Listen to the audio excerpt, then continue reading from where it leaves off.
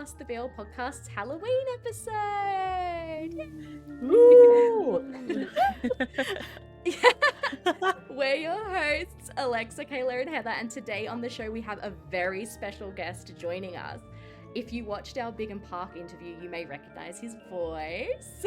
Please welcome to the show writer, producer of Monster Next Door and upcoming Project Knockout, Earnie J. Hey! Woo! I'm in Thank you quite so like a much for fantasy joining mood us. today. Yeah. Yeah, We love it. got the perfect outfit for it. Yeah. Thank you. I'm go full on like Slytherin here.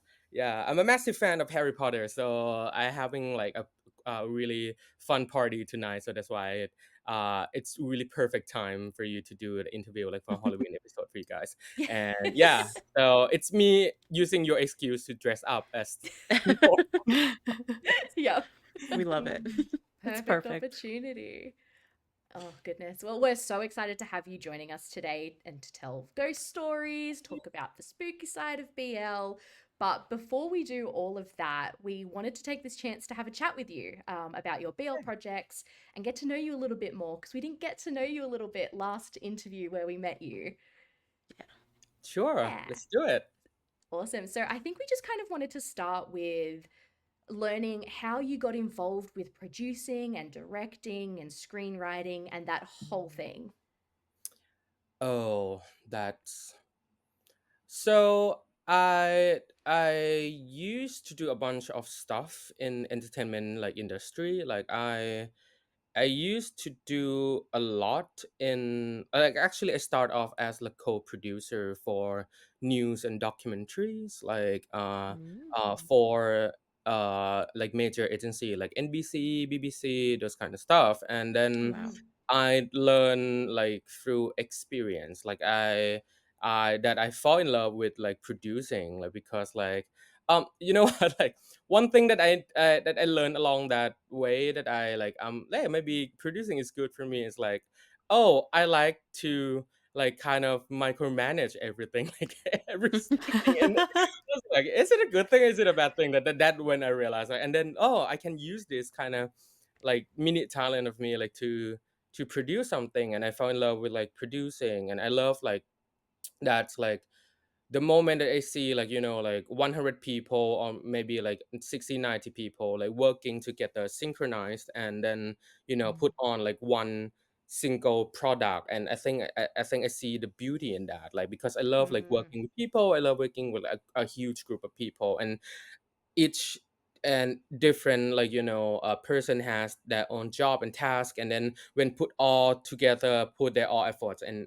make a beautiful like series or documentaries or news I think that that's beautiful and I think that I fall in love with that so then I kind of dabble in that and I read a lot like I mean like I'm a huge nerd like with books so like I'm no stranger with like fantasy like you know young adults like fantasy and dystopian tropes kind of thing so actually I didn't read in English first like I didn't have like the strong English skills like up to this day like back then I used to read a lot of you know light novel and young adults novel in Thai like you know when I was growing up like in high school or something and then but that Thai novel is like a translated from your literature like you know like Yeah. in Right. Americans novels and that I get a sense of how to tell story and how you know like in this kind of fantasy and young adults kind of stuff like you know I'm talking about like Twilight I'm talking about like you know like Hunger Games The and that kind of stuff classics. yeah the classics right and because Mhm. it's so massive at that time and of course like Mm-hmm. Harry Potter like you know like I and then like you know I started reading and when you read a lot you know how to you know I think like it's automatically you know how to tell a story. And then I'm Yeah. this like extrovert and you know and then like I realized along the way that I'm good at telling story. And then I dabble like you know with this like stage play a little bit like because like someone see Oh. me that I can do stage play and I help like a stage production doing some like backstage control and backstage manager because it's quite like aligned with like production or producer Yep. skills and I used to do stage for like a couple of years and then along that time during this I also do like documentaries and everything as well. And then Everything. yeah, Wow. everything, like a little bit of that, a little bit of this, and then I think like, and I used to be in a modeling like agency as well. Okay. Wow. Just To be as everywhere. an agent, like to as an agent. So Yeah. that that give me experience of working with people and working with talents, Mm. right? And Mhm. that give me the experience of like, oh, how to work with, the actor and actress, like what do they think and what do they want from the production as well. Mhm. And along these lines, like I'm a huge nerd of like superhero movie, and then I kind of got myself into like Marvel stuff that I Mhm. like really into, Oh. and that's when like I think like from 2000 like 15 early, like I'm a huge nerd about like superhero movies. So Yeah. that's when I encounter like a fandom kind of experience, because Mm. like I'm a fan of so many actors and actress in that fandom, and that's Yeah. when I learned like, oh, this is how fandom came to be, and Mm. this is Mm. how, and that when I experience as like Thai like fans to watch interview and like and follow every crumbs of bread that they have like side content and everything for the Marvel fans, and then I know that I learned from that experience, like, oh, being such fans, especially for international fans, like how hard it is. Mhm. And then I jump into BL world because like along that line BL just like exploding, Yeah. and then BL doesn't have any problem with me because it's all tight, right? So it's good. Yeah. And then around like I think COVID like time, Mhm. there's a one BL from the Philippines called Mhm. Hello Stranger. It's Yeah. like Mm. yeah, I Ah. think you guys Yeah. have heard a little bit about that. Like it's they produce it amidst the COVID situation, and then like Yes. Yes. it's and I believe the actor have to film themselves like by themselves by the camera and Mhm. everything, and I fell in love Mhm. with that show because it's so cute and the story is really good. But I cannot understand any single thing like outside the series, like, and that's when I know the pain. And that's when oh no, As an International BL interfan. fan. Yeah. and not to on their side, because they are doing their best to produce like side content and everything in English, by the way. But Mhm. sometimes it's hard for them as well to cover everything in English. Right. So I don't understand, and then like, oh, I know now, I know the struggle with for like international fan who doesn't understand Thai. And then that's when I learned like fandom, real fandom culture, like the Yeah. interaction with that. And then after that, after COVID, I I was doing some YouTube for 2 years. I was a Okay. little bit, yeah, yeah. I like, because I was in the comedy, and then I like along that lines before COVID, I went to LA to study like producer and everything.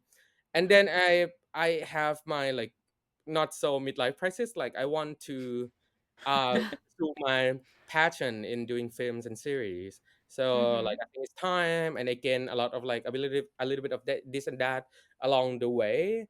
Um, but I'm not like super, you know, talented or specialized in every way. So Mm. I'm not a really like I'm not really a professional writer and anything. Like I think I can do it because like I observe and I read a lot, Mhm. and I watch a lot of things. And then I got an opportunity to be as the creative producer for WeTV, and then Mhm. they hired me to do like BLs. So that's why I came to be uh in this like Monster Next Door project, which is my first BL series with like a WeTV. And Mhm. then that's it's when it just came to me as realized that, oh shit, I can I swear? I'm sorry. Oh, Yeah, yeah, no, yes. we Yep, say go everything for on it. this. Yeah, you're good. Yes. I'm I'm nervous because I cannot swear, like, now I can. No, Okay. you're good. Say whatever you want. So I was like, oh shit, I can use like my a little bit of this and that in you know, every Yeah. area that it has experience. I know Mhm. from fandom, I know from like from the readings that I have a lot, and I know from working with actors in production, and I know from like from every single thing that I have Mhm. like I have gathered as my experience. Like that I didn't know beforehand that it would be useful in this time. And Mhm. then that's why you see I did a lot of things in this Monster Yeah. Next Door project. Yeah. Like my name Yeah. showed up in like in You were every everywhere. everywhere. Just a And then whole credit of your yeah, name. yeah, because like and thank you for VTV and Kong Top Production to like flexible and like give me the opportunity for me to like Mm. to be in every way of the steps because they trust me and I trust them as well. And then and yeah, then you see Monster Next Door. Yeah. Yes. That's like amazing. Your journey from starting right at the beginning to being a part of Monster Next Door is so awesome to hear. And like you were saying, all of those little pieces and little skills that you've learned along the way, sorry, have just you've been able to bring it to Monster Next Door and you'll be able to bring it to your future projects and it'll just Mm. make everything richer because you've had all of those little experiences and all of those little skills that you've learned. I think that's really cool. And that's something actually I think that we like to see a lot or we like to talk about a lot is like all of those experiences that you like that you can bring into projects always makes the project richer, I guess, is the Yeah, only way I can think of explaining it. yeah, Yeah, Mhm. which is yeah, really Absolutely. cool. yeah. And And like and yeah. like let me add one more thing. Like it's I think it's quite you know this one thing in that I will tell you a little bit of funny story about this, Yeah. like how it came to be. I grew up in the north, like of the northest province in Thailand. It's called Chiang Mhm. Rai. It's like the top Mm. north. And in episode 9 of Monster Next Door, the character went to Phra province, which is reside in like in the north area. Mhm. So in north, like we have that like our own culture, like Yeah. like a local song, traditional like kind of tunes Yeah. and songs, and Yeah. instruments, and yeah, that kind of stuff. And when we were in the editing room, because I have to be in that as well, Mhm. and I say to the editor and the team like, oh, I wish I can have like a legit like authentic traditional song as the opening scene of the episode 9, because I grew up with Mm. that and I want to pay Yeah. homage to that, and also it feels like authentic to to Thai people as well, Mhm. that like music, right?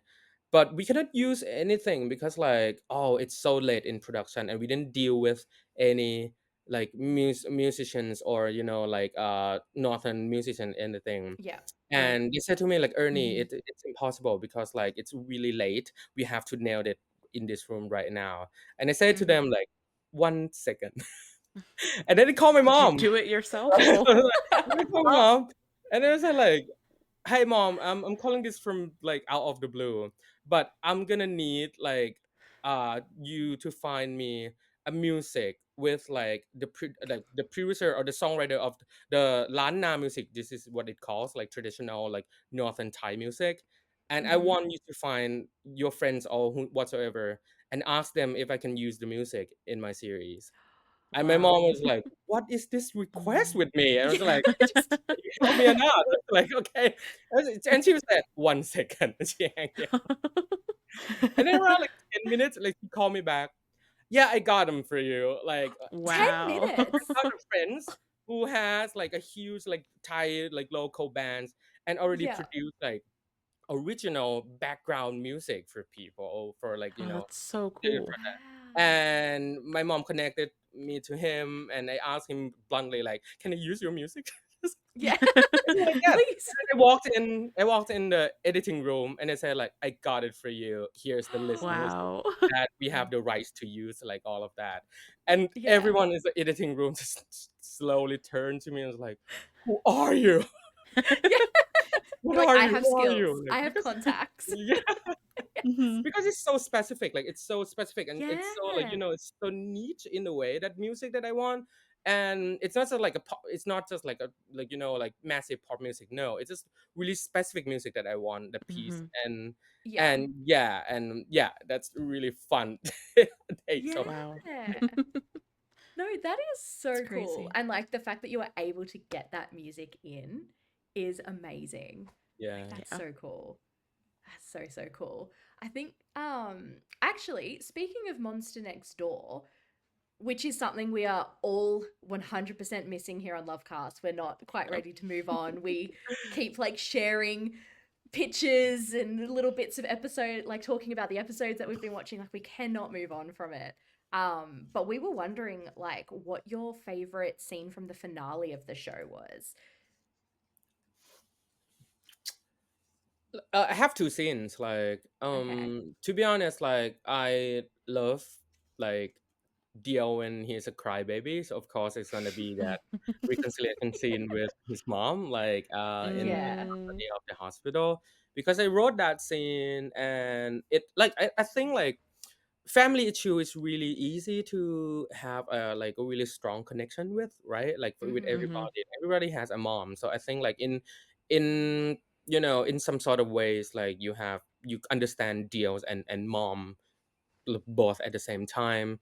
And Absolutely. then yeah, and then I wrote that scene, and then the the the reason why it's so like imprint like the impression in me, because like I said to like I think Laura like earlier that Park doesn't trust himself enough to cry. You know, he Park and on set like he's been pressuring himself like, oh, Mm-hmm. because he wants to be like professional on set. And then when it Yeah. comes to like a heavy scene like drama, I have a fight with God and everything, like he has this worriness like, oh, can I cry on cue? Am I wasting like Mm. production time and everything? Because he is a good kid, right?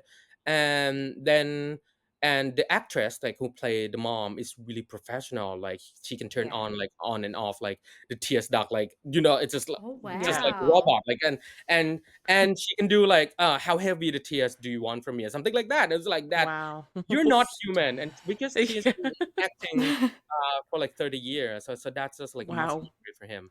And Pop Yeah. looks up to him a lot, and then he's so like stressed and you know like frustrating before the scene, and he's like, Mm. oh, I don't think I can do it. Can you prepare like you know the fake tears and everything? Like I got it covered, like don't worry about that. And then when out of the blue he can do it, like you know that's just only two takes and he cry his like his balls out, and that's emotion, everything is pure. I And let me tell you, like behind the camera, like the AD, the script supervisor, me, and the other producer and everyone cry, like you know, on set, like because Oh. it's so impact. Because we know the backstory of Yeah. Park, like he's been pressuring himself and everything, and Right. you know, like the slate girl, like just got tears on her face, like and everyone, Oh. and when the director yelled cut, and then I ran to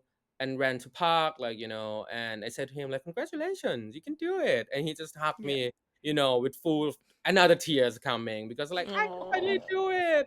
I can finally Yeah. do Yeah. it, and that's like, and that's really, I think that's a really beautiful moment for me, like because he Mm. has grown as an actor, and Mm. he's eventually kind of you know push the boundaries to the next step, and that's I'm so happy for him. I'm proud of him to be able to do that. Yeah. Yeah. Oh, Yeah. just knowing the amount of effort he put into that scene and just that just makes it so much more The special. emotional Like, impact. Yeah. Yeah. yeah, Yes. I'm sure Yes. like we as fans as well. Well, I'm speaking for myself, I guess. Here, I don't know, but like I feel so proud of him for Yeah. doing that. Like that's You should be. yeah, You should be. You yeah, should be. Me too. yes. Yeah, yeah. And also So another proud of scene you, is really Park. yeah, and another scene is really funny. If you remember, there's in the finale episode, like there's a Park and like God and Dio in the library. They're Mm-hmm. already a boyfriend Uh, situation, and then the the librarian librarian. comes in, Mm-hmm. and that. What is interesting is that is shot on the first kill of the Oh, series, like the first day of Wow. the series. Like they like nothing, like they know nothing yet, and then like it's I think in the afternoon of the kill, like the first thing, and I said to them that, oh, this is the last episode, this is the conclusion of the story. You need to be yeah, in love, you need to be like lovey Yeah. dovey, and you have to be, and and I came up with the idea that you can like slap him like during the dialogue, like you know, like doing this. because I see on set Park. Mm-hmm. This is Their coming from energy. purely from Park. Park Mm-hmm. has Yeah. this tendency Ah. to like smack big whenever it's convenient. It's Yep. so cute. Like if you see like behind the camera, and when Big Yeah. kind of like talk funny or like playing jokes and everything, the first thing that Park would do is just like, and I told I Park so on, get that though. and I told Aw. Park on that scene, like you can smack him like if you want to, and Park just, I can see like the spark in Park's eye kind of lit up, and it's like, Stop. can He was do that? And ready. I was like, go for it. And I turned to Big like, can he do that? Big was like, you guys already have been decided already. So It's yeah. Yeah. decided. And then you can hear it gets heavier and heavier. Like it gets like, Yeah. and that's like half of the scene is improvised. So it's really Mm-hmm. good Mm. to see that dynamic from the first day of shooting, to be honest Yeah. with you. Yeah. So I know like, oh, I have my assurance in the chemistry with Yeah. them already. Yeah. Yeah. Do you feel proud of yourself, like that they built that chemistry so I don't know, like quickly, so that they could have that on screen in that first cue? I would say that I was more lucky than proud. I think Okay. like Yeah. because like Mm-hmm. yeah, I'm proud that I made the right choice. I would think, Mm. but before I was to make the right choice, like it was luck, it was the fortune that, you know, bring Park to that audition room on that day, and Biggs is Mm-hmm. available. Like I think because if you were the one who to cast the boys and you are in the audition room with me, you would see the same thing as me, and you would have the same ideas as Yeah. well. And I think like it was more of a luck that I get to meet them during this time. Mm. Yeah. Mm. Oh, I love that. so sweet. So sweet. You held a big fan meet for the finale of the show, which looked like so much fun. What was that experience like for the cast and the crew? It was a very stressful, to be honest. Like it was Yeah. stressful event because like we have to prepare the whole thing within a 2 week span of time, and it's Mm-hmm. a Mm. lot. Wow. And I didn't know that I was going to be the host 2 days before the day, Two because like days before. yeah, Oh because my like we goodness. we we get another host to host the MC and the Oh hosting, no. but he got COVID. Oh So Oh, no. yes. okay. Yeah. And then Oof. like the organizer and the team turned to me like, can you do it? So like, okay, fine, I can do it for sure. Like it's fine with Add me. host to your like multi-level like name. Yeah. Direct, Right. like producer, Yeah, so it's host. like the peak of multitasking, like for me, like on Yes. that day. Yeah. I have to prepare actually prepare the show, like Yeah, in for the wow. fans as well, like like for the actors, like for the boys to do a little bit of like show. If you see the clips like, Mm-hmm. from that day, like they do a little bit of like theater act, like a play, like where they switch Mm-hmm. Mm-hmm. Mm-hmm. bodies, like and it's cute, it's fun.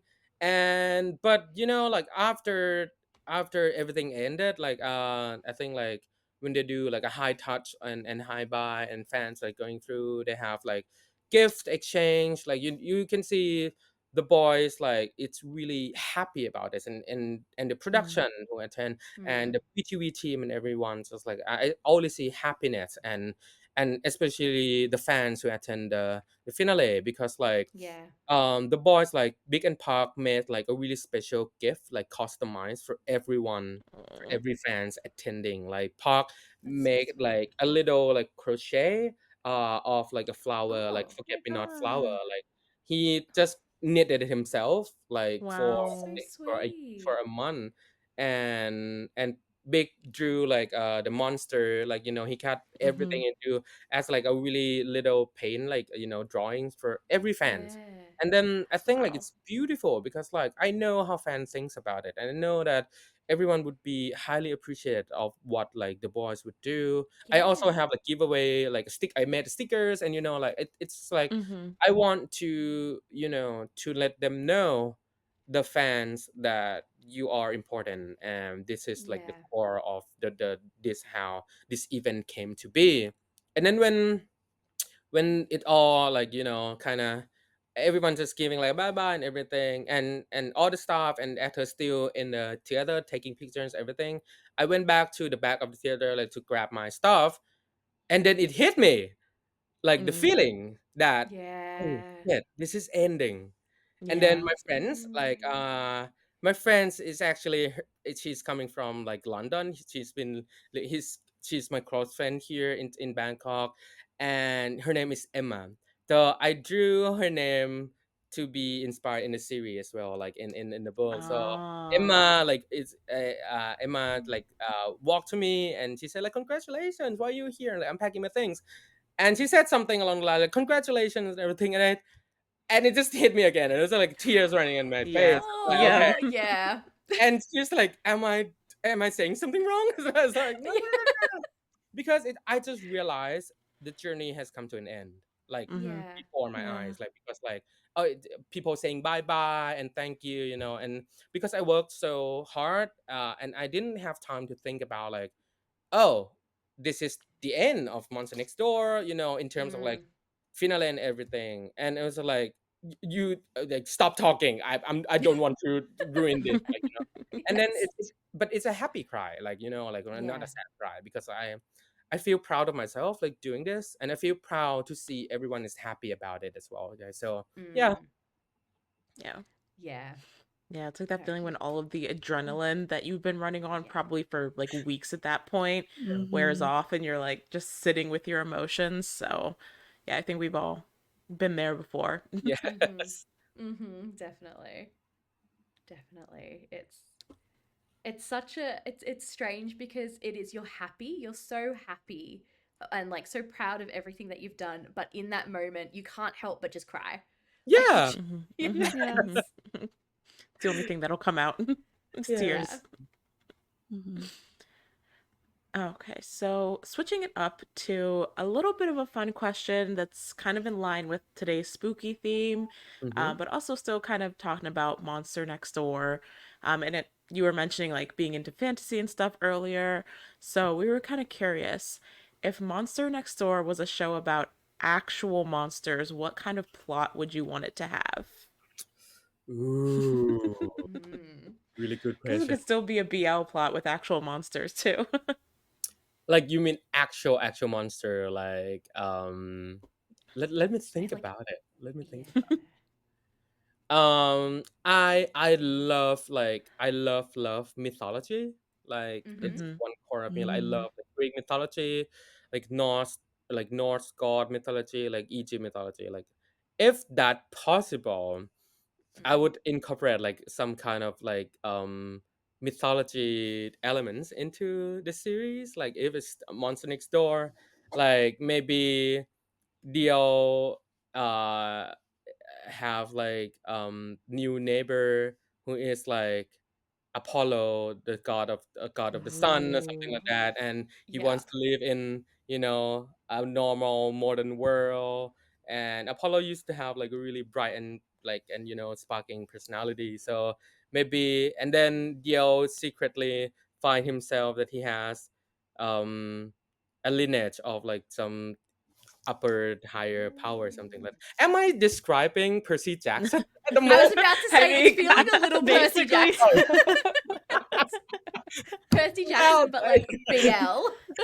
Mm-hmm. I feel that. See, like, I was thinking if I answered this question, I would be like vampires, and then I would end up accidentally describing like Oh. Twilight or something. Yeah. Yes. yeah, yeah, yeah, yeah. Oh. Hmm. Yeah, I Do you love guys have a bit of a stories. yeah. yeah, like Did you Kayla, guys have like Alexa? Oh, I would Mm. have to think about it. I was gonna say I love stories that are like modern day mythology kind of vibes, Yeah. like kind of a modern take on like Greek or Norse Yeah. mythology. I love stories like that. If I was gonna go the monster route, hmm, I don't know. This kind of taps into like a question that we um have later, like more talking about like the spooky side of BL.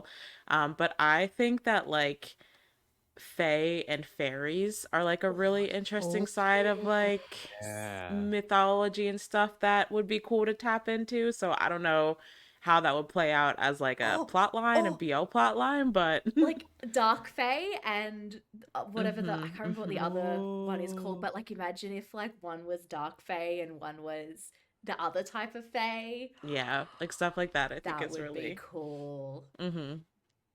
Mhm. What about elves? You know, that kind of Oh, the I yeah. was era. just gonna Elves, say yeah. that. Yeah. I was gonna say you could do Like Lord of the Rings. exactly, Lord of the Rings, Yeah. We but described Lord of the Rings. BL. Yeah. Fucking movie It crowd. does feel Okay. a little BL at times, so there's Yeah, I something you mean, could work there's some with. vibes there. Yeah. Or witches and like Kunshai is the familiar. Yes. Yeah, Ooh, that would be yeah, that's cool. good. That's I really like good. That's that. really good. I like Ooh. that one. Okay.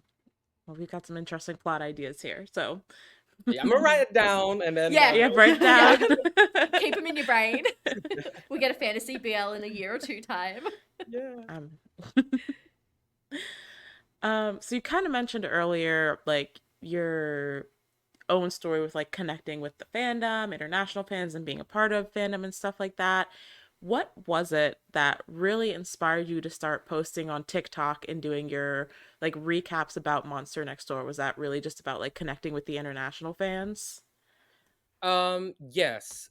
It actually came from my like Marvel like heavy fans era, Mm-hmm. and I used to see like a bunch of clips where the actors, directors, or the producer are like breaking down the scenes, because like I'm also in the industry right at that time, and I was Mm-hmm. like I want to know like how they film that shot and how to know like the process behind every scenes that I love, and that kind of breaking down scene gave a lot to hardcore fans.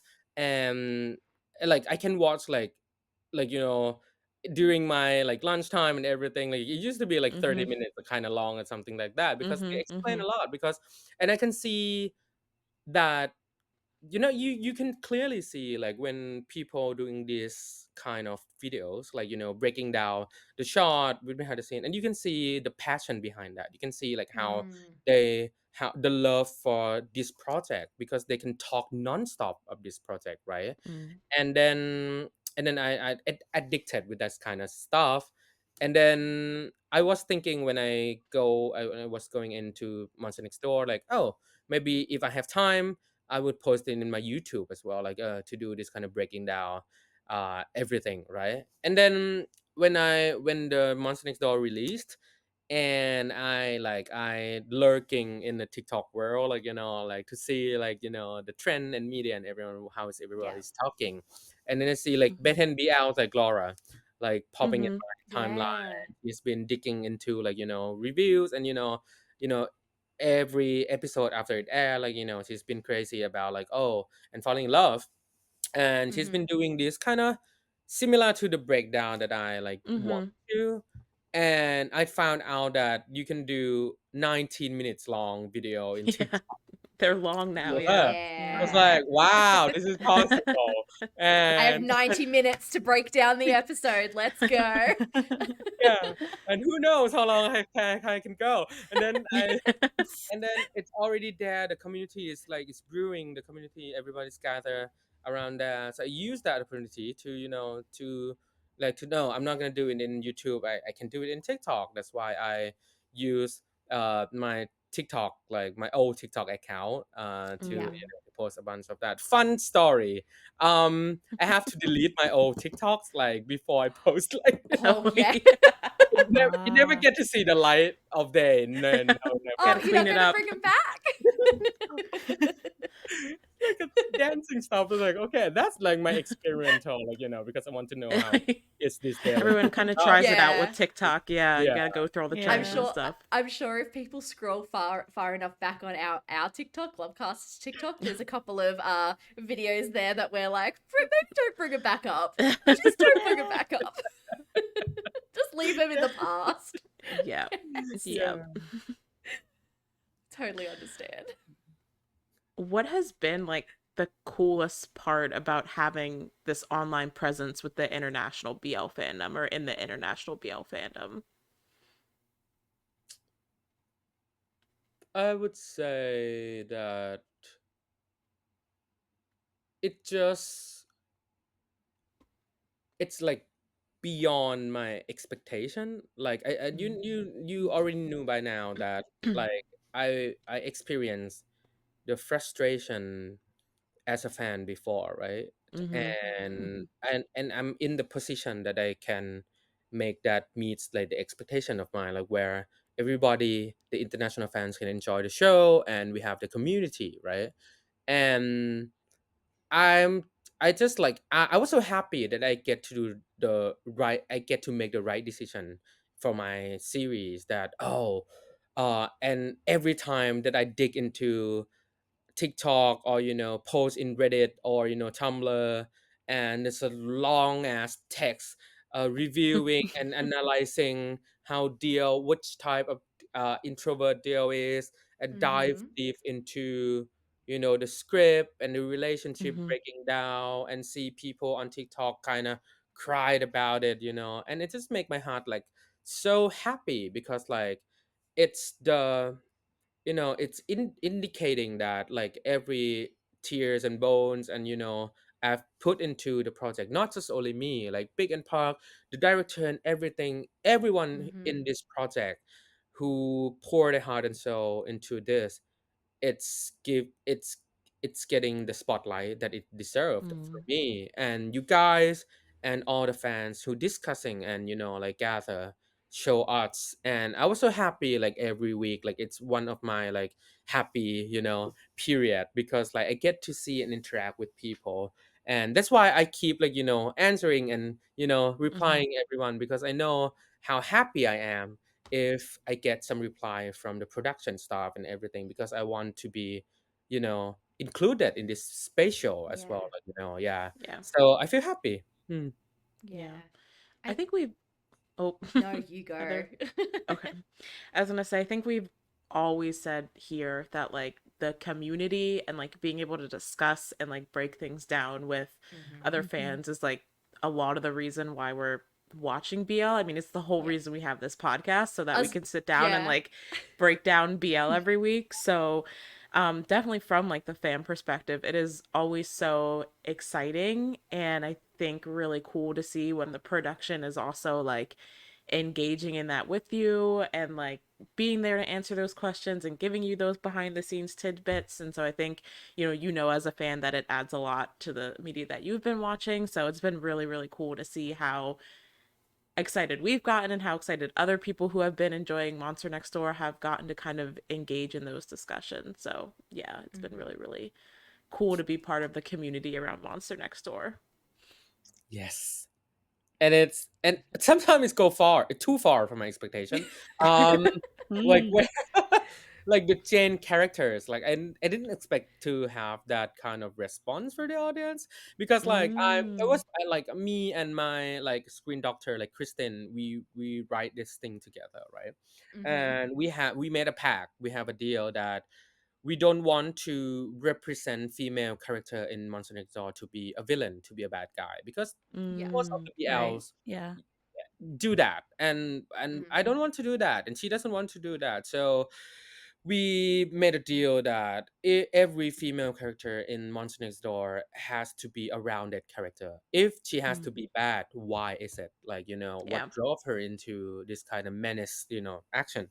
Mm. And then when it comes to Jane, like we want to have her have like her own arc, like like there's redemption. Yeah, she's totally a bitch, like from the get go, because like she's bullying Dio and she forced herself into. But we in the script like development process, like I want to put the reason behind that, like, because Mm. why she's like this, and we came to be like because like she's projecting herself, like she wants to fulfill herself with like attention and everything, because she's not getting that from her friends, and that Mm-hmm. caused like a trauma in her, and she wants to project that idea onto Dio, because she doesn't understand any single thing how Dios operate. Because like how can you be so alone and so happy, she doesn't Yeah. get that, and she just kind of project that into Dio's, like, what you should do this with me, you cannot be happy because of that you have to be happy like Mhm. me this way. So, and to remind everyone again, she's just like 20-year-old girl, she's still Mhm. young, and and then she just choose like she shows that part. Mm. And then like when it comes to when Dio grow up, and Dio just kind of fight back. And then when she realized that, oh, she has a really really shitty friends, like something like that. Yeah. Mhm. And then we make like a little small like redemption arc for her, and the final episode where she's like, oh, here's the thing. It usually like there's a one draft that it's longer than that to explain like kind of Jane arc like more rounded, but I think like we Mhm. don't have time to do that because like Jen, Mhm. it's out of the equation from the really later part of the series. So we get a, like, a really small like redemption thing for Yeah. Jen. But the response from the fans is really bizarre for me, because it was like, oh, everybody's hating Jen, and the actress is really good doing her job, right? And it was like, Yeah. Mhm. okay, everyone's strong feeling for Jen. It's both of the like the compliment for the acting, and Mm-hmm. the sequence. And Definitely. also it's like, oh, people, it's really emotional attached with like the character Jen. Maybe like some of you have been experienced this firsthand in real life as well. So Mhm. that's when we know that, oh, oh, this is a really strong like like Yeah. response from the fans. Yeah. Yeah. They got really connected with everything involved in the story. So have you thought about if you'll have, excuse me, plans to continue your episode and show breakdowns for Knockout and your future projects? You talked about your YouTube channel. Is that something you could maybe see bringing back for future productions? Like, are there plans for things like that to continue? Yes, I love to do it if I have time. Yeah. Yeah. Because like doing this like like because like I'm not used to talk to the phone alone, like Yeah. It's because a like it's skill. It's really a I skill don't know you've how got to people do that. develop. Yeah, I don't know how people do that, and it's one of the talent that I've never achieved, because like I want to talk to people like you guys, and I can Mm. talk forever, like if I'm talking to people, and I In cannot person, yeah. talk solo with electronic device, because like it feel Yeah. lonely, and and I have to. It reminds every mistake that you kind of like talk and speak, because like, oh, maybe Mm. I should do another take, and it just cost me a lot of time to do that. And second thing, like I have like multiple projects Yeah. running in the back Ooh. right Ooh. now. Mhm. It's not just only knockout. So Mm. it's really like time consuming for me. But I Yeah, wish I to can do it because imagine. I know how important it is for the fans. And I think like I'm gonna do the same thing with knockout for Monster Next Mm-hmm. Door. With Monster Next Door for knockout, yeah. Yeah. It's gonna That's be exciting to see. Oh, exciting. exciting. Yes, I'm looking forward to it. So you Yeah. kind of already told us all about the different mediums that you have gotten involved in. I'm wondering if it's possible for you to like choose your favorite child out of all of them. Like, what is your favorite project that you've worked on thus far? It could be any. Oh. It's a very This is a difficult really difficult question. question. Yeah, we're asking the hard questions here on Yeah, it's like, Lovecast. Mhm. who is your favorite child? Answer me. Um, I would I would say this one thing that I did out of the blue from the early era of being in this entertainment industry. Like I love music, and I doesn't know how to produce yet. I don't have that much of experience, and I don't know. You know that graph, like Dunning-Kruger graph, when you don't know anything yet and you think you're Oh, so smart, like you can do every like thing in the world Mhm. Mm-hmm. and everything yep, is yep. under control. I was at that like graph, like at that peak of the moment, right? A stupid like ballet, like something, Yep. and then, Yeah. and I think I can do everything. And then I was into music, and then I think to myself that I wanted to do like a song cover of the song that I really love, uh, Ah. which is like "Stay" by Rihanna. and this is like Mm. listening on Oh. repeat. And it was like, I just want to do a cover with that, with like professional video, like kind of music video style and something. Mm-hmm. And then out of the blue, I don't know what I'm doing. I sent a text, I believe like in Facebook or something, like to one of like the voice singer Thailand that I haven't Oh. known before, but I love her so much because she's like one of the best vocalists in Thailand, Mm-hmm. and she won some The Voice thing like in Thailand. So I text her, Mhm. "Hello, hi, I'm Mhm. Ernie. I'm no one, but I just want to produce this thing. Would you like to help me? This is my own personal project. Like, can you do this for me? I'm basically." Wow. And fortunately, she reached back and she said, like, "I love to do that with you. Who are you? Let's Wow. meet up." Who are you? I feel like that Valid sometimes with question. podcasts. Valid Yeah, question. yeah. I was like, Who are you? I was like explain myself, and maybe she sees how enthusiastic I am at the moment. Mhm. Like, I want to do this. I have this idea, and I have this idea of doing the new music with the quarter, like with the violins and everything. Like, and then we did that, and there's so many frustration. There's so many problems. There's so many bumps and Mm-hmm. obstacles along the way, and that makes me like, oh, why am I so stupid? Right? I'm think of that, and that's and then I put it out. Not so much views, but I'm still proud of what I did Yeah. because on Mhm. that project I learned so much. Like it's just like a stepping stone. Like I learned everything that I did wrong, and I swear to myself Mhm. that I'm never gonna do that again. And that one Yeah. single project just kind of launched me into this kind of, okay, I need to learn more because like what about this, what about that, and that kind of it grew in me, and then it's like, okay, and yeah, that's my first child, I think, and that's my favorite child to talk about. First and favorite. Yeah. This is just Yeah. this is just like a personal question of mine, but your My Drama List page says that you have directed like music videos plural. So what are the other music videos that you worked on? I just want to know um because I love watching music videos. Not directed. I help with the casting. I cast the people and animals in for the Oh, Mm. videos. okay. So I used to help with Max Mana music videos, like Ah. Thai artists, Mhm. and I Mm-hmm. used to help with like some indies like folks, like to produce the music videos, like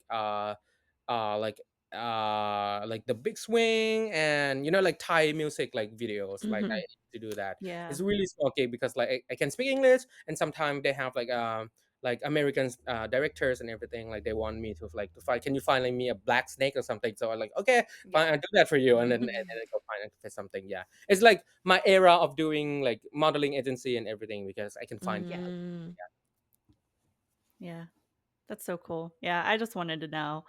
Um if we should probably go back into talking about the series that you have coming soon, Yeah. soon-ish. But Knockout, can you give us any tidbits on what to expect from the series? Obviously, no spoilers, just like what is the vibe going into this series? Or maybe a little spoiler. Okay. Mm-hmm. Maybe a Um. little. So, so if this like Monster Next Door, Knockout is like at the opposite end of the Monster. Oh, Oh, Like okay. interesting. I love the that. mood and tone, the settings, and everything is like it's really the opposite side of Monster Door. Mm-hmm. In a good way, I think. It's Mhm. set it. What I can tell you, it's the boxing thriller series, BL series. Mm. So you're Mm. gonna see it sets like in boxing and Muay Thai backgrounds, but Mhm. it's not like 100% like sporty, series, and you see lots of like thrilling elements and a little bit of like Mm. suspense into this Ooh. world as like the protagonist uh gets themselves into an unexpected journey which sets in a Ooh. Muay Thai background. And Interesting. yeah, and the protagonist, the couples, starring Gunner, and his name is Gunner. So Gunner is, I think, like it's new, like fresh, and but he is like kind of, he's been known for like his appearance in TikTok and everything, and he's known for like an acting as well. So we cast him, and Nice got a new star as well, like from the Hub production. Mhm. And I cannot tell you anything yet, but Gunner will play the boxer, and Nice Okay. will play like the promoter, the agent, in this series. So it's gonna be a different taste from Monster Next Door, because Monster is like Mm. fluffy, Fluffy. you Mhm. can Yeah. watch, and you can like, you can trust the Heartwarming, character to soft. do, Mhm. yeah, Yeah. soft and tender and There's no thriller everything. element in Monster Next Door. And that, put that word and turn it upside down, and Yeah. it's gonna be Interesting. intense, it's gonna be sexy, it's going to be really really dramatic, I would say. Ooh, all the things to Hmm. have in a show, if you ask me. Yeah. Yes. Hmm. Can you tell us anything about the chemistry between the leads yet? Have you Oh, gotten to see any of that? okay, you're gonna trust me on Big and Park, and you're gonna trust me on Gunner and Nice as well, because Your like, track record's good so Okay. yeah, far, so. exactly. Yeah. My track record is good so far. So, I this is my personal opinion that I'm gonna say this.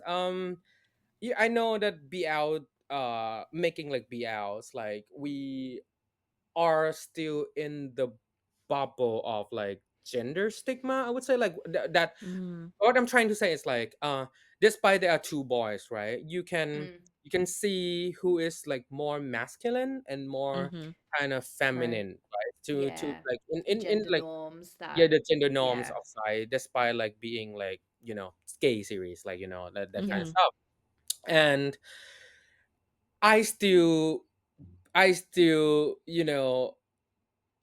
my heart still with that stigma. Like with my series, I still want like one person in the couple to be like more masculine, and like one, like another person to be like see as like more feminine. Like I love that kind of story because I grew Mm-hmm. up with that, and like I love like Mhm. romance with that, and I read like BLs with that kind of trope. So so the chemistry between Gunner and Nice is off the roof from the get-go, and he's the boxer, and Nice, he has to be like the one who manage everything, and you can see the dynamic already between like these two. I cannot tell you anything about the characters, but seeing them together, it's giving me the same feeling that I see Big and Park like for the first time. So I can reassure Oh. Oh. you that I can tell you one thing that is not spoiler from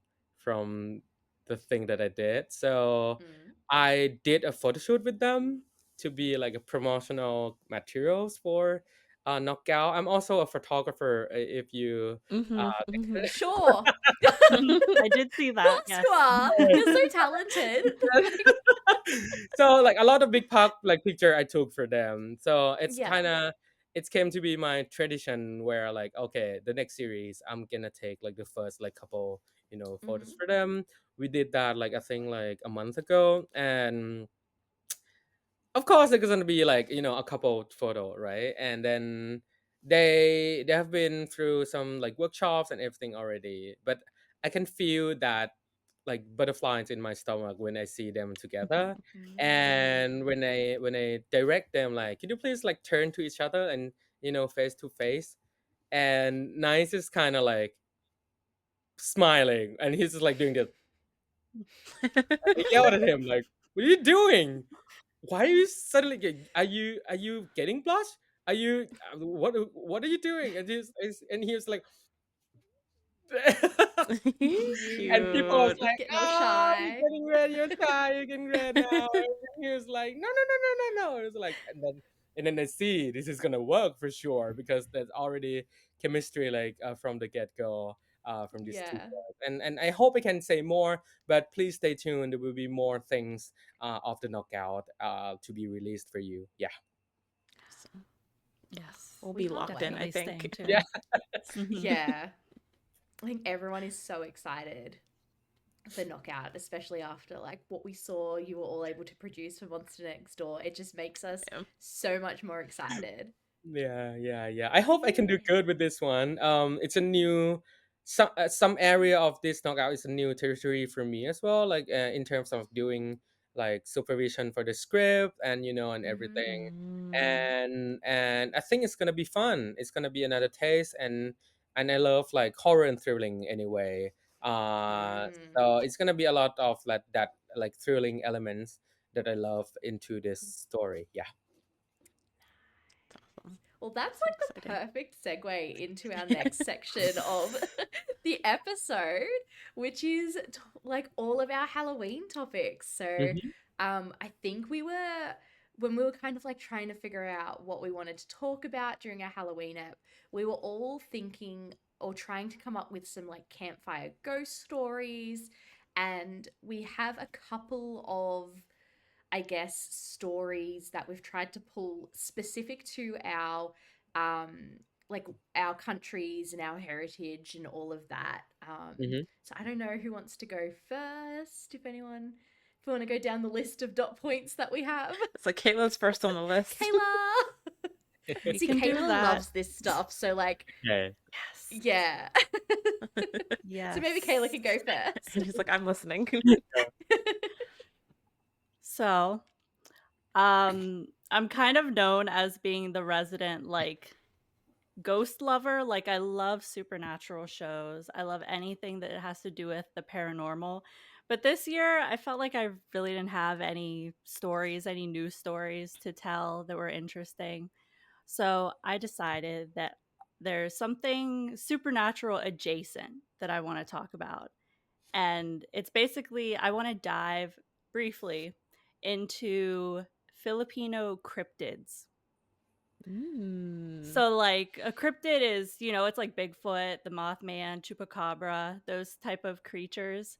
They're supposed to be like otherworldly creatures that exist in different countries and cultures. And I specifically, wanted to talk about some of the ones that are prevalent in the Philippines. So yeah, in Filipino folklore, there are so many cryptids. Like, if I were to name all of them, I feel like we'd be here all day. There's so many, so many. Um, and people fully believe in the existence of these cryptids, my own mother included. Like, she believes in the You know what? cryptids. That checks out from what I know about your Yeah. mom. Yeah. Like, for example, there's these like mischievous dwarves that are called duende. And I know they also are in, I think they're in Hispanic culture as well, or there's a similar creature called duende. Um and then there's this kind of like bat, vampire bat, human hybrid, part werewolf. Like, it's the Whoa. categorization is, it's very complicated, Everywhere. Crosses but lots of lines. Yeah. yeah, it's very complex. But those are called manananggal. And then there's a lot of people know about like sirens, mermaids that kind of like call you into the ocean. They're supposed to be very like alluring and stuff like that. That also exists, but as I said, like the list can go on. But there is one that is probably the most well known and definitely the most feared, and it's the aswang. The what? Interesting. That aswang. Aswang. Aswang. What's an Aswang. aswang? So it's like this shape shifting creature that it can like turn into a human form, it can turn into that like bat form, whatever. And I always grew up thinking of it as a creature that specifically targets pregnant women because those are the stories I Oh would hear from no. my mom. Oh no. Okay. This is yeah. This I'm is sleeping tonight. you'll be okay. It cannot cross the ocean, in fact, so you'll be fine. Okay. but But I guess historically in folklore, they're known as flesh eaters. So they Ooh, don't fun, fun, fun. discriminate on who they're attacking. God. Um I also like need to preface that aswangs are a type of manananggal, which is again where the characterization comes in, or Mm. categorization.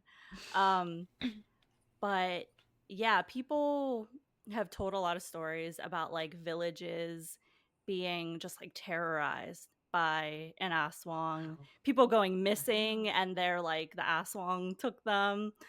Uh and it's said that the only way that you can stop an aswang is to find the lower half of its body and destroy it. Because something about aswang is that they can split their body in half and be in two places at once. Oh my god. So you This kind is of have to find the terrifying. parts and destroy it to destroy the aswang. Wow. I know what you're Okay. talking about. Yeah. We have the same creator here in Thailand. Oh I wow. have the I'm same thing. not Really? surprised. Yeah, but it's called กระสือ in my Krası. culture, กระสือ. And like I was like thinking like this is really familiar to like like what the and she has like two body parts, right? And she can Yeah. float. I think from Thai culture, like she can float in a way, and she Yeah. has the intestine like attached with her head, and she has to it's like a floating head with organs, and at night she kind of flies and eat people. Yeah. Yeah, that's exactly it. That's exactly it. It's Yeah. so Wow. interesting because I have moments sometimes where I'm like, Moly. Filipino and Thai culture are very, very similar. Mhm. Yeah. Like, Mhm. I was watching, this is a little unrelated, but I was watching this show where they were doing like a traditional Thai dance, and I was like, this exact dance exists in Filipino culture. It just has a different Interesting. name, but it's the same outfit, Mm. the same accessories, the same dance moves. I was like, this is really crazy. The overlap is crazy. I'll show But you yeah. the picture of กระสือ that meme. I'm really not going to Krası. sleep. Holy. That Ooh. is, yeah, Wow. the Right? imagery is similar, yeah. Yeah. Similar? That's crazy. Ugh. For me, I love like it. in order to defeat your Arsong กระสือ is to wait until the sunlight and keep the head not to return to the body. And if the body like Interesting. Oh, receives sunlight, they will die or something. Yeah, something like that. So it's the rule for กระสือ to have to return to the body before The sun before comes up. morning. Yeah, if sun Mm-hmm. comes up. It's like a vampire kind of concept, but yeah, yeah. Yeah. Yeah, Oh it's my the goodness. hybrid creature. It's like everything at once, yeah, weirdly. yeah. Um, but yeah, of course, like an urban legend like this, it's like something that's being passed down generation to generation. So like even though I live in America, my mom would try to scare me with the aswang.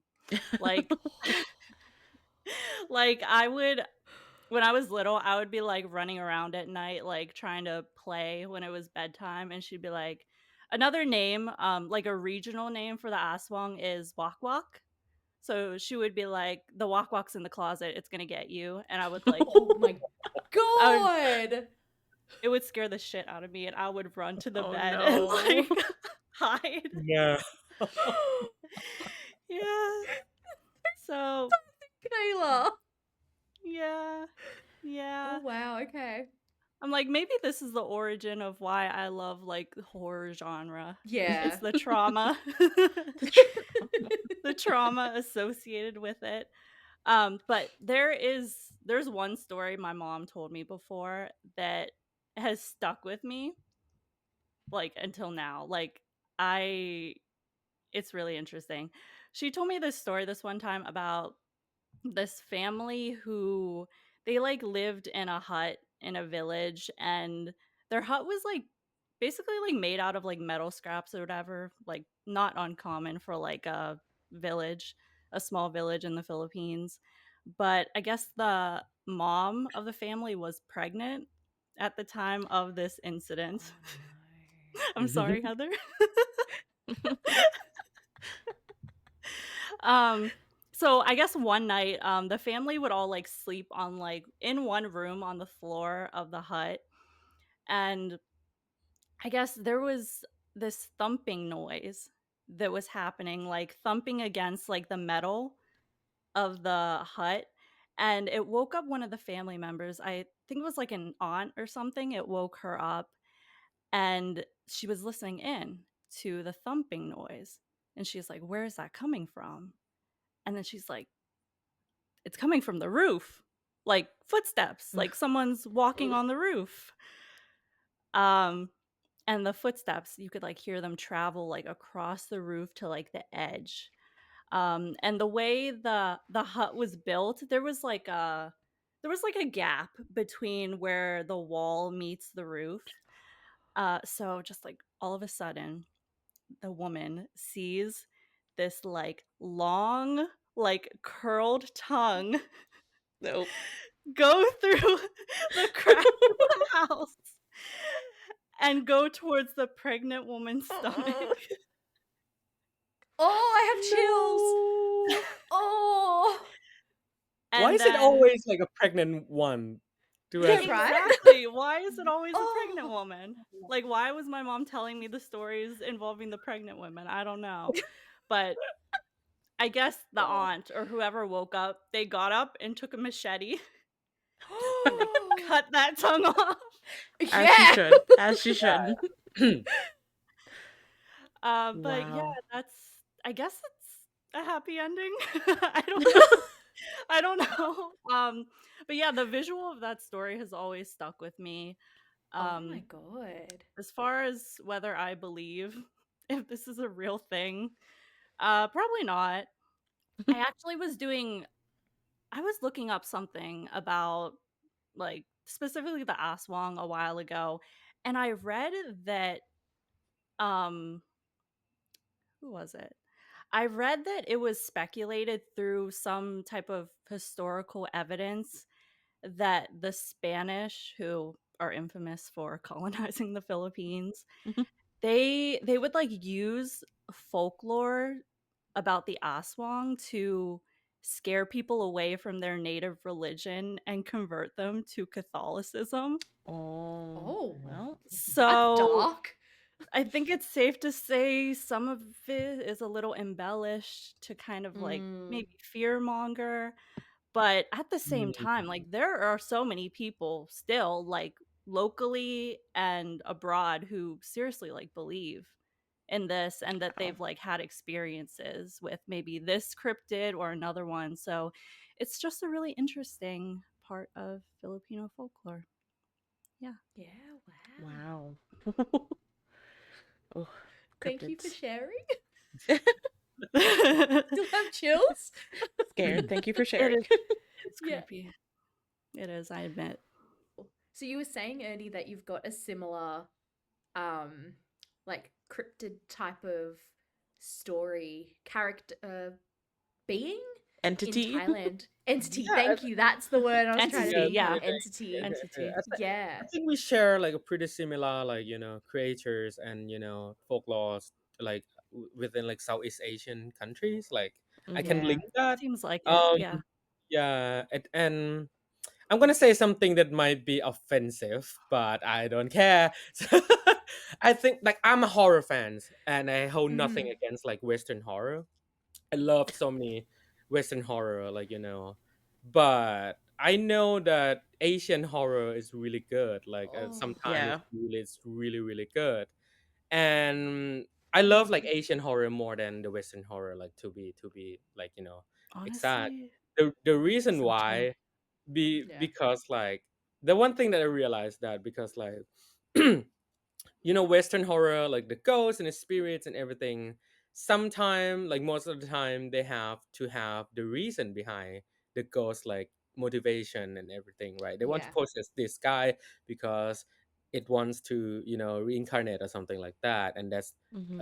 stems the revenge and, yada, yada.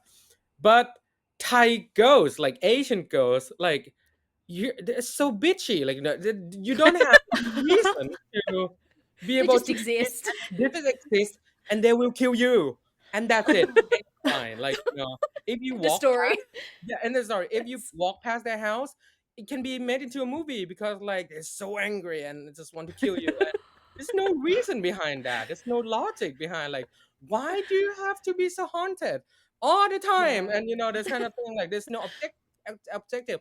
And I think that's why it's so scary to me because like you cannot understand the logic behind why this ghost like is haunting you in a way. Like I think Hmm. yeah, sometimes like a thin reason behind that because like it's been killed within unpromptly. But yeah, for me, I love like Asian horror because it's like it doesn't have a like a tangible reason within like why are Mm, you doing this to me. Just evil for the sake of being evil. Jesus. Yeah, that is I think true. you I and don't think I Kayla are ever the realized same. that. Yeah, I have a big criticism of Western horror as well, which is why I've been watching a lot of Asian horror instead. But I feel like a lot of Western horror movies are just like propaganda for the church. I mean, Honestly. Like, I recently watched The Deliverance, um, Oh. and Mhm. it's really good. But the second time around when I watched it, I was like, mm, all of this was just solved by her doing a prayer. I was like, I don't know about this. I don't know. A lot of them are like that, and some make sense. Like, if you've ever seen the Nun movies, it makes sense that Yeah, it would be makes like sense. that. Even like The Conjuring or Insidious, but there are some of them where I'm like, you could have gone a different route with this and it would have made more sense and not felt like you were like advertising a religion to me. I don't know. yeah. Yeah, I completely agree with you. That's why I get the sense of like, oh, maybe Asian, it's like it's more suitable than me. But I love Western horror. Like, don't get me wrong. I one of the all-time favorite is like, Hereditary. Am I saying it wrong? Hereditary, like that. Hereditary. Yeah. Yeah, It's so scary. I I love love that it one. so much. Yeah, I hate and that's just horror. like, yeah, I cannot express how much I hate horror and like I hate ghost stories. Well, why am I here? I hate horror. I hate ghost stories. I hate anything like this. I cannot watch horror movies. I can barely listen to ghost stories. Like I always get the chills. I have the most vivid dreams and I feel like because I can't handle any horror or any ghost stories or anything like that, when I hear certain things, like I'm not joking, I probably won't sleep tonight. Like when I hear Oh, certain things, no. I will literally dream it. Like I will Yeah. most likely dream the aswang, like, I'm oh, sorry. no. I'm laughing so I don't cry. But like I just cannot handle horror. I don't know. It's just I I think I just do not enjoy um the feeling of being scared at all. It's just See, not I something love for it. me. And yeah, I hate it. And I like when I was really young, I used to have night terrors. Um, yeah, where and I think just from that, that's just really made it like 100 times worse. Like I'm like, nah. Mm. So I always stay away from it. I can't even like anything horror related, I can't do. So like I love supernatural things. I don't mind thriller things. That's totally fine. But when it starts to go into the horror side of things with like people or entities are preying on people, I'm like, Mm. nah. Nope. There's already a Can't do it. million things in this world that can hurt me. I don't need to be thinking about the other million things that could. But yeah, but That's I fair though. appreciate the genre. I will yeah. just not go anywhere near it. But do you Appreciate from afraid of the afar. dark? I'm Uh, sorry. uh, uh, I wouldn't say I'm afraid of the dark, but I I choose not to exist in a completely dark space if I don't have to. Like, I'll Okay. go to sleep with like it all dark and everything, and like the second I take my I think it's also the second I take my glasses off, I literally can't see. So Yeah. if I was in Yeah. a like I can't see at all. And so if I was somewhere where it was dark and I had my glasses off and there was something coming towards You me, wouldn't I would know. not know. Yep. Yeah, that's This is a really scary. good That's horror scary. plot. Oh, taking notes again. Oh, Like, I'm not even kidding. I take these glasses off. I can't. It's so No, I'm the blurry. I same. can't I'm the see. same. I'm Yeah. exactly the same. Yeah. Hmm. And so I'm Mm. like, I'm good. I'm No, thank good. you. Yeah, no, thank you. Which is actually kind of funny because we were all trying to like make sure we could bring something to this, and I'm like, because I don't like horror things. I don't like scary stories. I never pay attention to like local lore. I don't pay attention to um any like ghost stories or anything. Like I don't have any Aussie ghost stories. Like I I literally, because I don't pay attention to it. And then I don't know the Aboriginal, if there's Aboriginal ghost stories or anything like that. I don't know them because I've never paid attention to them because it's just not something that I like. So I was like going through this. I found this website which was just basically like this one big like message board of Australians putting up ghost stories that they've experienced and stuff. And as I was kind of reading them, this was really stupid. I was reading them at night before bed, trying to find one. No. Oh, I ended up Heather. scaring myself. Oh And I was like, I no. read it and I was like, okay, I'm scared. I feel like this is decent to bring to the podcast. But I was, but it's like, it's not, it's not anything cool. Well, I say cool. It's not anything cool like Kayla's cryptids or your entities, Ernie, because like, there's no, I don't have any like Australian ghost stories. But I can read it if we want to go in like listen to it. It's just I don't know. I don't know if it'll be scary. So it's called Lady in Black at the End of My Bed. Um, Oh. why not? Fun. And I picked this one because it scared me, but two because it happened um back like so it's close to where I grew up. Um so it's kind of like hometown vibes. So I was like, all right, this freaked me out a little bit more, but okay, so let me read it and then we can see if it's like actually scary or not, or if it is literally me because I can't handle anything scary, just getting scared by something normal. All right, so for years I have tried to explain this event. At the time, it couldn't have seemed more real. It was 2007. I was living in a townhouse in Newcastle, not far from a steep cliff by the sea, which has been known to claim a number of people's lives over the years. I went to bed at around 11 p.m. and I was woken up after around 30 minutes when I heard some distinct noises in my bedroom that I still remember vividly to this day. I could clearly hear footsteps on the carpet walking around my room close to my bed, and occasionally noises that sounded like clothes dropping on my floor a number of times. It was as if someone was picking up shirts off my bedroom floor and dropping them back down onto the carpet. I was awake Mm. during numerous noises I heard in what seemed like a period of 2 minutes. At the time, the most I reacted to this was to slightly open my eyes for a moment. I was not alarmed. Even though I was certain that someone is in my room, I had reasoned with myself in a sleepy state that my flatmate must have come in briefly to look around for something. With this in mind, I thought nothing of it and casually went back to sleep, even though in itself would have been very unusual behavior from him. Not long after I went back to sleep, I awoke again to some noises. There were more footsteps on the carpet walking around my bed, and the sound of clothes being dropped on the floor again. Then I heard a louder noise, which suddenly raised my awareness. There was a small plastic wrapper on the foot at the end of my bed, which I had previously not noticed. It was likely a thin, transparent seal from a cigarette packet, and I heard the crunching noise of someone standing on it. In an otherwise Oh. silent room, this noise was quite loud. My eyes suddenly widened. I was now awake and quickly rethought the situation. Someone was in my room. I was certain of that. Then it suddenly dawned on me. There was no way my flatmate or anyone else I know would be walking around my room in the dark while I was sleeping. I had a rush of adrenaline and my heart started pounding out of control. I felt paralyzed with fear, but I had to confront who was there. After a moment of hesitation, I sat up very fast and faced towards the end of my bed where the sound came from, quickly enough to startle anyone who would have been there.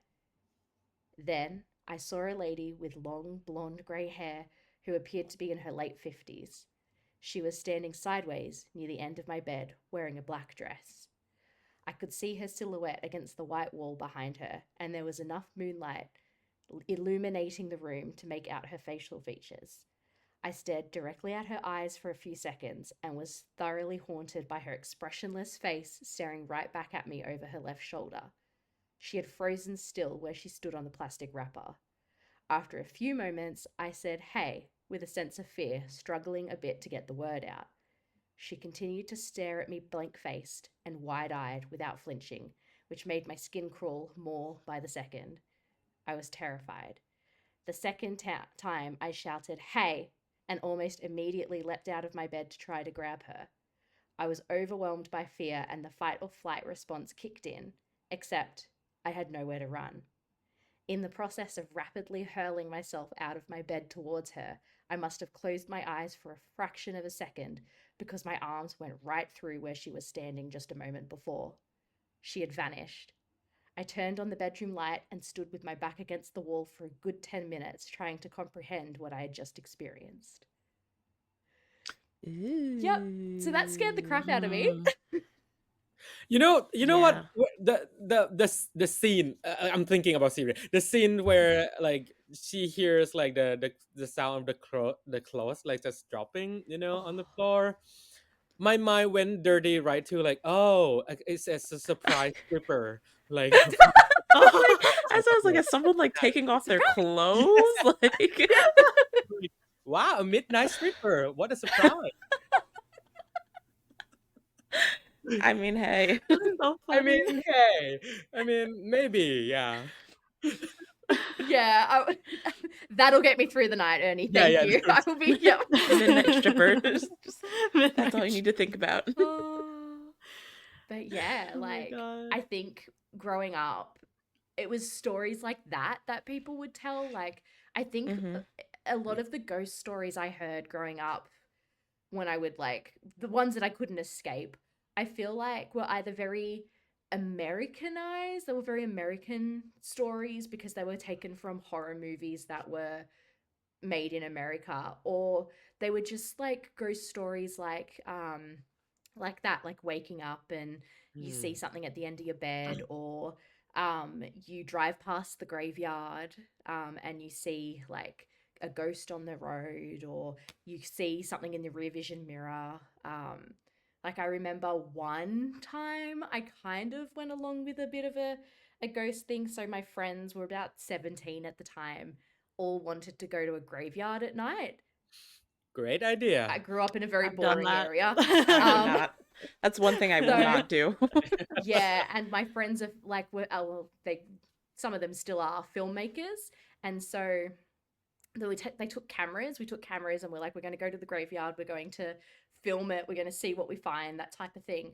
So we drove to this graveyard, which was like, it was out of the way and you had to go down a long strip of road where it was just trees on one side and the graveyard on the other, all the way to the end to actually get in.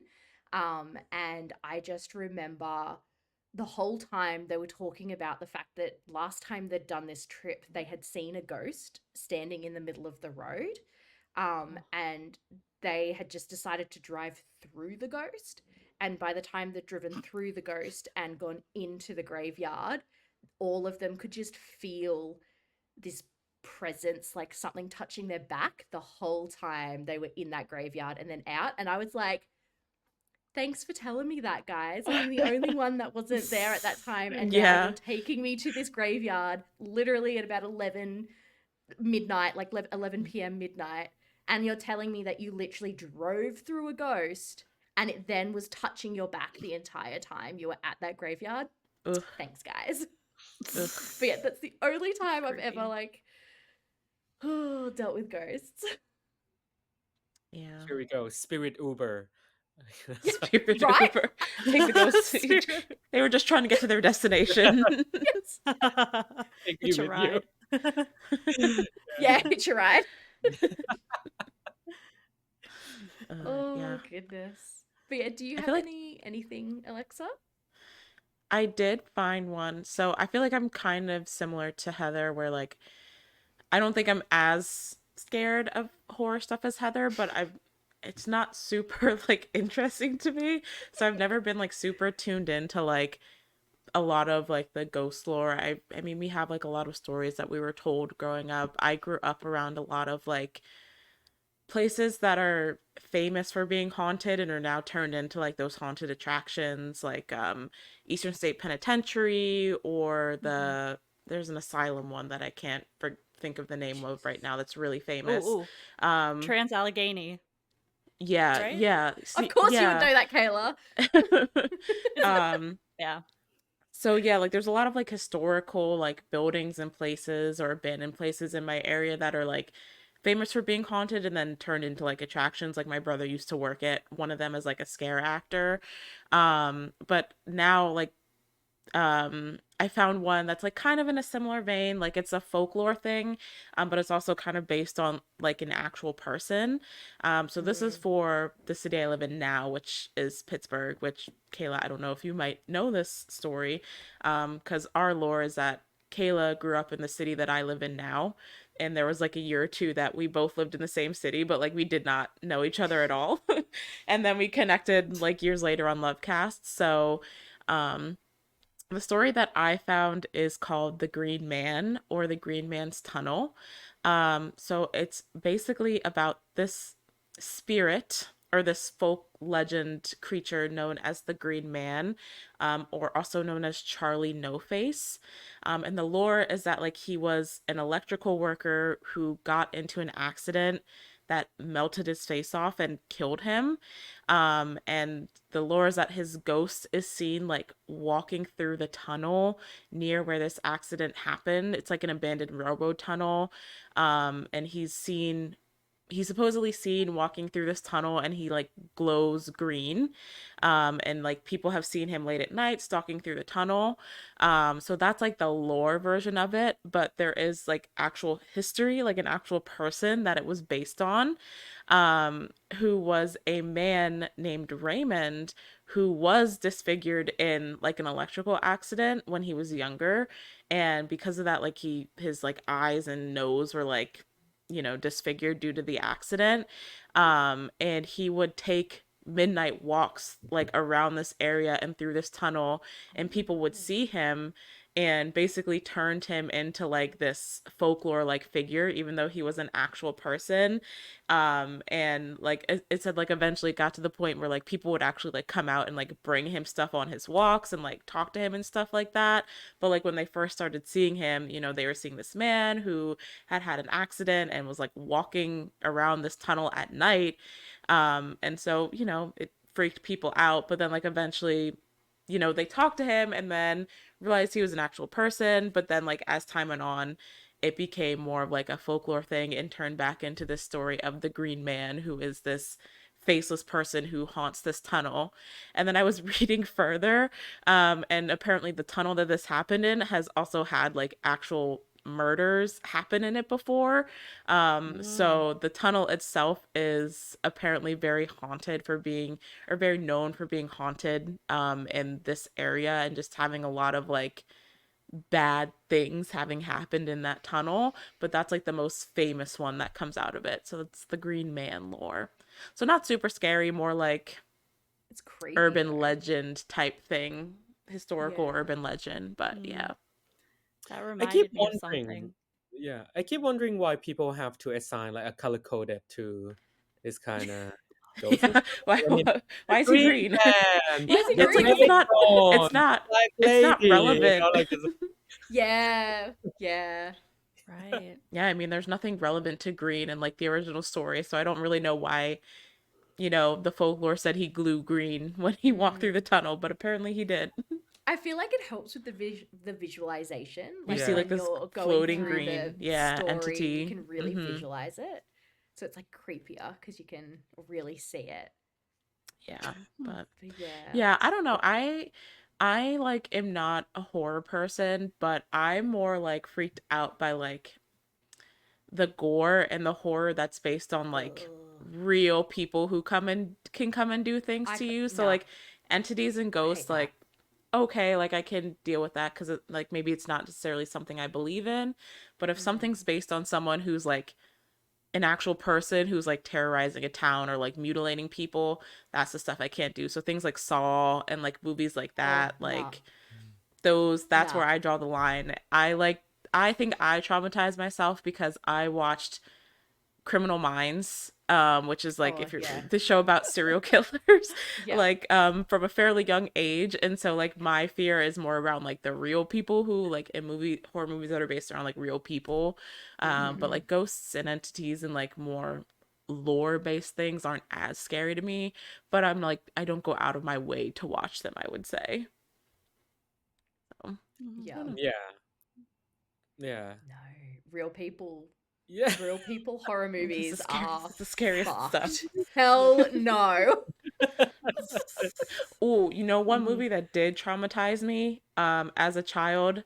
Signs, the movie Signs M. with Night the Shyamalan. aliens. Yeah, What's I like, that? yeah. I don't That think I ever one saw clip, that one. it's a movie about aliens, and there's this Mm-hmm. one clip in the movie where like it's like this video footage of like a kid's birthday party, and the footage focuses on like this alleyway, and then like Oh there's no, like this no. flash of like an alien walking by this alleyway, and then Ooh, like it's like a jump when scare. I watch it as an adult, it is not like it's very like I think low key in terms of the horror vibes. Like it's more one of those ones where it gives you like the eerie feeling. Like not a lot of intense stuff actually happens, but I Mm. have this very distinct memory of watching it with my best friend when we were like 8 years old and being terrified of like that one specific scene in the movie. And like I would like look out her, like I was sleeping over her house, I would like look out her windows to make sure like no one was walking by, no aliens were walking by the windows. Like that's one movie that Mm. traumatized me as a kid that I can still like remember the memories I felt about it to this day. Yeah. I also have one like that. That I was. This is probably where it all started.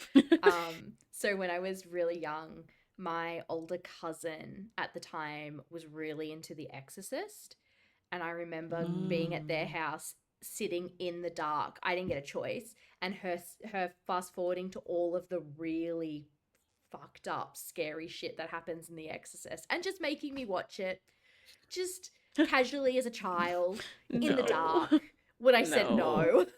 Like, Oh. yeah. And so possession for me, anything that's like even remotely possession scares the absolute shit out of me. Mm. I cannot handle anything that's like possession. That like even there was a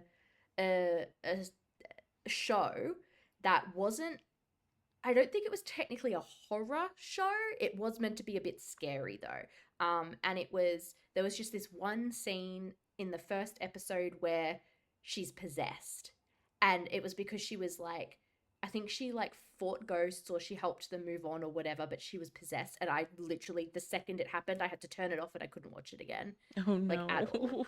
Because yeah, I can't handle Yeah. it. We all have our own like one thing we just cannot handle. But And Mm, Heather's yeah. and yeah. Kayla's just like, yep, I'll take it all. I'll take it Kayla's all. like, bring it Well, on. Earnie's okay. probably the same Okay. too. I was just like, I love it all. Yeah. Yeah. Yeah, I do love it But all, but I will say that my favorite niche of horror is zombies. Mm. And I can I do zombies. I blame can do I zombies. can do zombies, I yeah, blame kind Scooby of. Doo on Zombie Island because I would watch that movie over and over again and I would have nightmares about it, like zombies Oh terrorizing my me. god.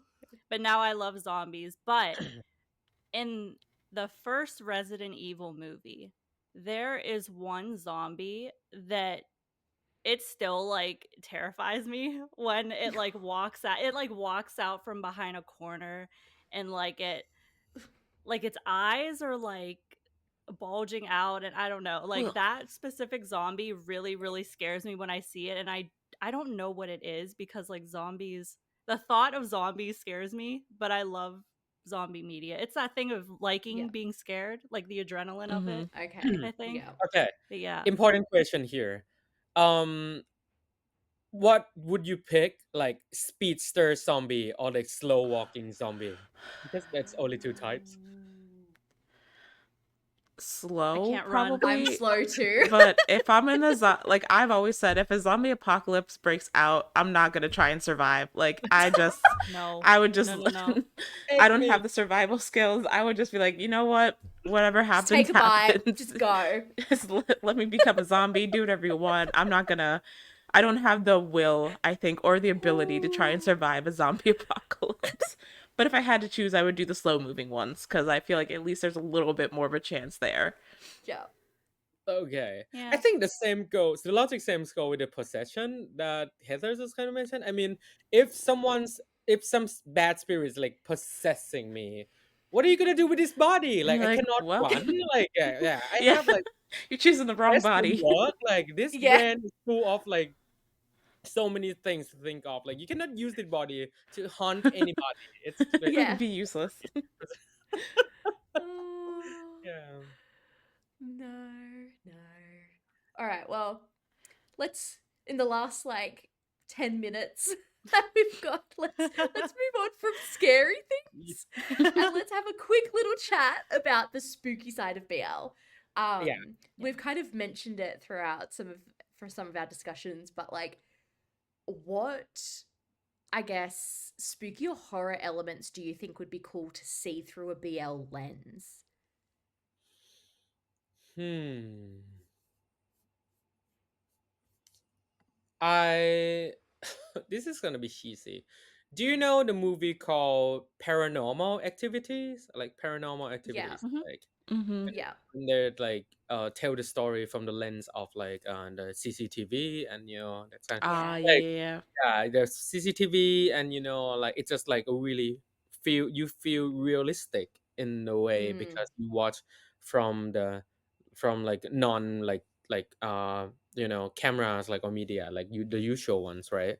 So I find that like really interesting and scary for me. And but some of my friends Mm. hated it because like, oh, this is, I know this stages or something like that, but I feel I have my love hate situation with paranormal activity stuff. So Mhm. I watch all of them and I'm like, oh, that's good. Because like there's a one scene where, like where the CCTV record like the wife has been possessed and she stands like and looking at like the side of the bed, looking at her husband for 3 hours. Like, like trying to run by for 3 hours. Mhm. And that scared me a little bit. So if Yeah. if that would be a chance opportunity to do incorporate that into BL's like horror genre, I would do Mm. not maybe not the entire series, but because that would be boring, I think. But like some execution or some bit of the series would be told by the like how paranormal activity like would explain things to Mm. the audience like through the CCTV, and people feel the realness in that. Yeah. Mm. Yeah, that would be really cool. Yeah. Because, like, that's something that we haven't really seen Yeah. outside of, I guess, that horror genre is like Hmm. that voyeuristic feel, I guess, Mm-hmm. where, because it is a little bit where you're watching through CCTV or like baby monitors or Yeah. other sorts of camera systems that you've got going on. Like, there's that level of eeriness when you've got that kind of voyeuristic lens. Yeah. Mm-hmm. Mm-hmm. Mm-hmm. Yeah, that's really For cool. some Yeah. reason, it Mm. it makes me think of Five Nights at Freddy's. Yeah. It's like where my I'm brain sorry. went. I love Five Nights at Freddy's. Me too. I Five Nights at love it. Freddy's BL version. I don't know how we would do Yeah. Yeah. that. Ooh, See, The animatronic. oh it could yeah. work. See, this actually kind of reminds me of. I don't remember what episode. Maybe it was the Build a BL episode or something that we had. But when we were talking about like GMMTV's Safe House, and Hmm. then like so basically having a house Oh. of boys, and then like it was I think it was like a murderer Mm-hmm. rampaging through the house was what we came up with. But like, imagine if it was spooky and there was possession involved. Like, Yeah, Ooh. that's what I yeah. pitched, right? Paranormal activity with beautiful boys locked in a house Yeah. and Right? yeah. What more Like could you that would, want? yeah. Yeah. That Yeah. Mm. would be pretty cool. What's another like horror element or spooky element, do you think? Do we have anything Mm, else? I don't I hate gore like all of you hate. Like me I too. don't Yeah. I cannot stand like all the Saws movie, but I cannot. But Ugh, the one no. element from that genre that would be nice is like a serial killer that collects like human parts. I think it's Ugh. so spooky in a Oh. way, like that maybe we can do that in BL. I don't know. I mean, like, Ooh. and actually, like, I was this came up. Do you know the series called Enigma, starring Win Meta Win? It's not BL. Ah. It's like Win. Mm-hmm. Like, Yes, yes, yes, yes. it's like fantasy kind of dark magic. I think I believe it's only 4 episodes like on Prime. It's really good. Like I love that so much, and they play along really similar tropes to Kemjira the series, like that you saw the Mm-hmm. pilot, like Mm. but like a really heavier, like like with this curse and this kind of stuff. Like I think I think that Kimjira it's going to be a massive hit for sure. Like Mm-hmm. they're doing a Yeah. pretty good job like adapting that IP, which is a really huge IP. And oh, the cast they just nailed it. I think like they're gonna have a really like a success like road behind like before them for sure. Yeah. Mm. Well, speaking of Kendra, do you think that like curses is the next are the next big spooky BL trope? Like, do we think that that trope is appealing to productions right now, and that we might see more types of stories like this in the future? Hmm. From my opinion, I don't think so because like in Thai medias, the cursed stuff has been around for like more than 50 years. Like it's not just Mm, Okay. that's true. like BLs, like in the Yeah. BG, like in the mainstream media and everything, like the cursed stuff has been played over and over. Like I think it's kind of oversaturated at this point. Like if Mm, you're Mhm. gonna watch Thai horror some way along the line there's gonna be a curse like involved like Yeah. I know but in BL it's still fresh but I don't think like people or studios would like have make a decision like oh we're gonna go full like horror curse like kind of movie. I don't think mm-hmm. so. Mm-hmm. Yeah. Yeah.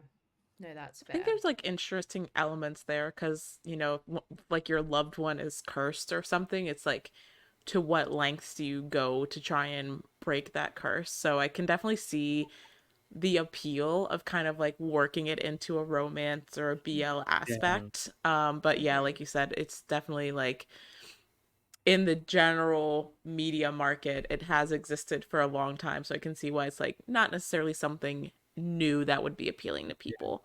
But I think there's interesting elements. Like I'm curious to see what will happen with Kimjira, and then Change has like Goddess Bless You from Death, which I think is Mm. also Yeah. similar about like curses and that kind of stuff. So it'll be interesting to see like those two shows kind of existing at the same time, how they take on those types of stories and make them into a BL. Yeah. Yeah. And I think uh the English name Sing Salata is like the goddess what's the series title in English again? Goddess Bless You from Death. Okay, Goddess bless you from there. I think like the mood and tone, it's similar to True Detective, like the opening Mm. and everything. And I love True Oh. Detective so much, and I think they're gonna do a pretty good job as well. Yeah, Oh. Yeah. Interesting. Some yeah, stuff to look forward to if you enjoy the spooky yeah, types of Yes. things. I'm thriving. Yeah. yeah. All right. Well, to round it out, not super spooky, but what are some of your favorite, maybe spooky, but supernatural BLs? We can do a quick whip around. I'll go first. Uh, Or do you want to yeah. go first, Ernie, if you've got I, one I stoked? love "Marry My Dead Body" That from was, Oh, like Sounds good. yeah, that's good. I love that. Yeah. that's good. Yeah. And say mine because I don't like super freaky anything. I really enjoyed Ghost House. oh, that's a good one. Yes. Even though there's like ghosts and all this sort of stuff, like I actually really enjoyed that BL. Mm-hmm. Hmm. Kayla. I loved Something in My Room. I I was really, gonna really say that, loved but I that knew Oh, one. Caleb was gonna say that. yeah. Yeah, Something in My Room's a good one. My other ghost BL that I really enjoy is He's Coming to Me, from Oh, Yeah. GMMTV. That's one of my all-time faves, so. yeah, the classic one. Yeah, I love the ghost BLs. Like, as much as I'm not like a super horror person, I love the ghost BLs. Like, I will always tune Mm. in for a ghost BL. I don't know what's so appealing about them, but I love them. I like when there's a ghost BL and like one of the main characters is a ghost, I feel like the angst and the yearning just hits because there's Yeah. always that element of angst and yearning in It's a that. barrier between life Yeah. and death, quite literally. Yeah. Yeah. And it just hits. It really does. It just gets you. Mm-hmm. Yeah. Yeah. But yeah. All right. Well, I think that that's it for our episode this week. Oh, Thank you so much, Ernie. Well, we We don't want gotta to let keep you you go. too long. It's probably Gotta get to already Harry been Potter trivia. yeah, yeah. you gotta get to your Harry Potter trivia. But thank you so much for joining us today and helping to create some of our spooky Halloween vibes. Yeah, it's been really cool. Thanks for having me. I'm Yeah. super happy about this. Thank Yeah. you. Yeah, Yeah, thank thank you. you. All right. Well, for everyone listening and watching, be sure to keep an eye out for WeTV and D-Hub series Knockout coming soon. Yes. If you enjoyed this episode, please like, comment, and subscribe. And while you're at it, why not share the episode with your friends? It all really helps us out. You can also check out our Patreon for early access to episodes and reviews, as well as lots of exclusive content. So that's all we have for you guys today. Until next time, happy Halloween! Happy Happy Halloween. Halloween, Happy Halloween. everyone.